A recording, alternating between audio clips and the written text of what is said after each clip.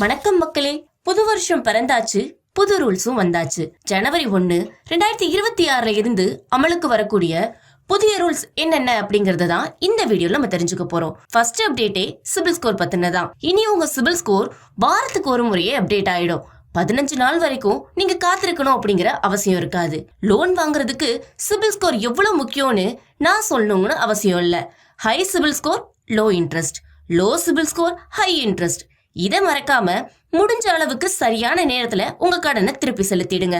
நீங்க கட்ட தவறுற ஒவ்வொரு முறையும் உங்க சிபில் ஸ்கோர் குறையும். சரியா கட்டிட்டா சிபில் ஸ்கோர் கூடும். ஈஸியா லோனும் நம்ம வாங்கிக்கலாம். சோ உங்க சிபில் ஸ்கோர் இனி வாரத்துக்கு ஒரு முறையே அப்டேட் ஆயிரும் அப்படிங்கறத தெரிஞ்சுக்கோங்க. அடுத்த அப்டேட் ஆதார் பேன் லிங்க் பத்தினது. படிச்சு சொன்னோமே, ஆதார் பேன் லிங்க் பண்றது எவ்வளவு முக்கியம் அப்படின்னு. சோ இன்னையில இருந்து உங்க ஆதாரோட லிங்க் ஆகாத பேன் கார்டு டீஆக்டிவேட் ஆயிடும். இதோட பின்விளைவுகள் என்னென்ன அப்படிங்கறத நாங்க டிஸ்கிரிப்ஷன்ல கொடுத்திருக்க லிங்கை கிளிக் பண்ணி நீங்க தெரிஞ்சுக்கோங்க. அடுத்த அப்டேட் PM கிசான் திட்டத்தை பத்தினது. அதாவது இந்த திட்டத்துல இணையக்கூடிய புதிய விவசாயிகளுக்கு இனி ஐடி கார்டு கட்டாயம் அப்படின்னு அறிவிச்சிருக்காங்க. இந்த ஐடி கார்டுல அந்த விவசாயியோட ஆதார் டீட்டெயில்ஸ், பேங்க் டீட்டெயில்ஸ், அவரோட நிலம் பத்தின டீட்டெயில்ஸ், அவங்க அந்த நிலத்துல போடக்கூடிய பயிர் பத்தின டீட்டெயில்ஸ், இப்படி எல்லாமே பதிவு செய்யப்படும். இந்த புதிய விண்ணப்பதாரர் வருஷத்துக்கு 6000 ரூபாய் வாங்கணும் அப்படின்னா இந்த ஐடி கார்டு கட்டாயம்னு அறிவிச்சிருக்காங்க. அடுத்ததான் வந்திருக்கக்கூடிய அப்டேட் வாட்ஸ்அப் அண்ட் டெலிகிராம் பத்தினது. நம்ம யூஸ் பண்ணிட்டு இருக்க WhatsApp and டெலிகிராம்க்கு sim verification கட்டாயமாக்கியிருக்காங்க.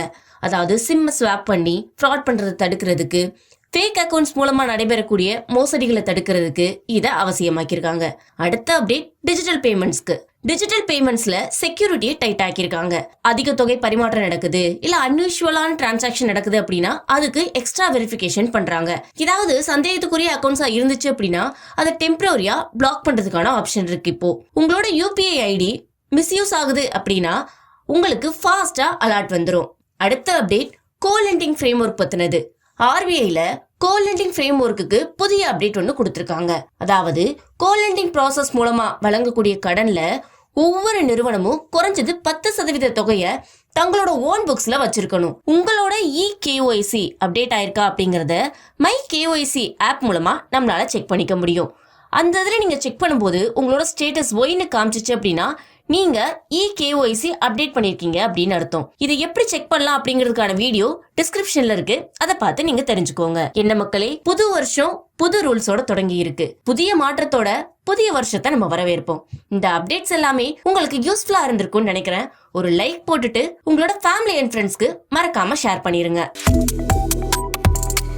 Subscribe to One India and never miss an update.